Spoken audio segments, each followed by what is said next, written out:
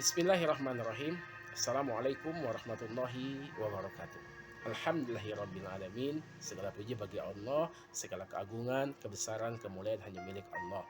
Selawat dan salam mudah-mudahan tetap tercurahkan kepada junjungan kita, manusia yang mulia, manusia yang agung, Nabi Muhammad Sallallahu Alaihi Wasallam.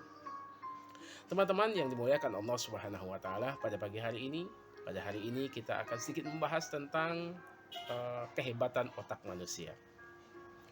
Pada tahun 80-an, para ilmuwan menemukan dalam otak manusia itu terdapat lebih dari ribuan sel otak atau yang sering kita kenal dengan neuron. Manusia dilahirkan dengan ribuan sel otak itu. Kemudian lahir, dewasa, dan tua. Sel otak itu tidak akan pernah bertambah, justru malah berkurang. Pertanyaannya, kenapa sel otak kita berkurang? Kenapa sel otak kita mati? Itu disebabkan oleh hal-hal yang negatif dalam kehidupan kita. Contoh, berapa kali kita dimarahi, berapa kali kita dicaci maki, berapa kali kita dihina, berapa kali kita menghina bahkan, berapa kali kita marah, berapa kali kita dimarahi, berapa kali kita stres, galau.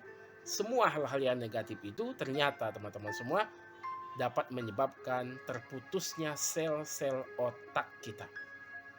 Terputusnya neuron-neuron itu. Maka jangan heran, dulu kita mungkin cerdas, tapi makin tua, makin dewasa, justru kehilangan kecerdasan kita. Mungkin dulu kita gampang mengingat sesuatu, semakin tua justru malah lupa banyak hal. Atau sering kita kenal dengan makin tua, makin pikun lah orang itu.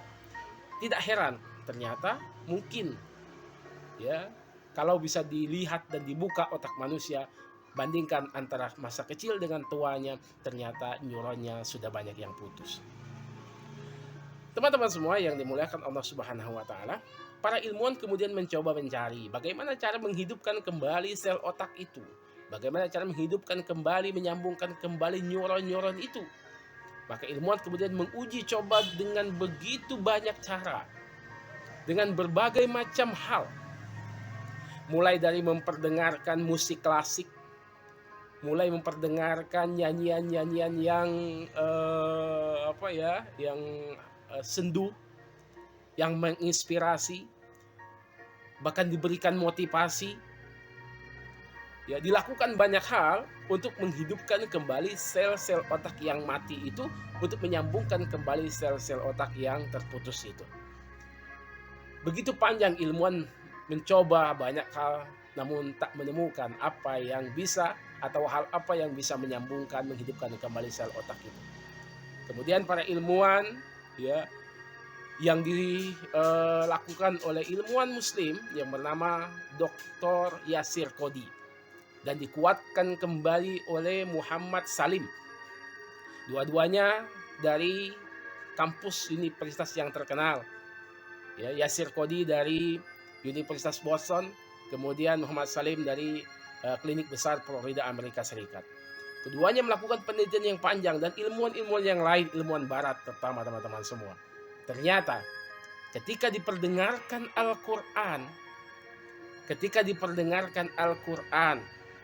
ternyata sel otak manusia bereaksi.